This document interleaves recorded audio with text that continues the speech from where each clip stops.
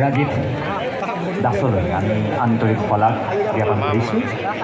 আৰু দৰ্শক আহিছে ৰৈ আছে হেঁপাহে জনপ্ৰিয় শিল্পীসকলৰ সংগীতানুষ্ঠান উপভোগ কৰিবৰ বাবে গতিকে দৰ্শকৰ আন্তৰিক উপলব্ধিক অনুভৱ কৰি জিলা উদযাপন দিৱস এনেকৈও পাতিব পাৰে তাৰ বাবে আপোনালোক সকলোকে মই ধন্যবাদ জনাইছোঁ আজি যদি কোনোবা জয়যুক্ত হৈছে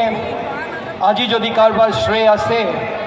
তেতিয়াহ'লে সেয়া হ'ল মৰিগাঁওবাসী ৰাইজ আৰু বেলেগ কোনো নহয় শ্ৰদ্ধেয় ৰাইজ এই মঞ্চৰ তৰফৰ পৰা আজি ব্যক্তিগতভাৱে ধন্যবাদ আমি কাকো নযাওঁ অকল পোনপ্ৰথমে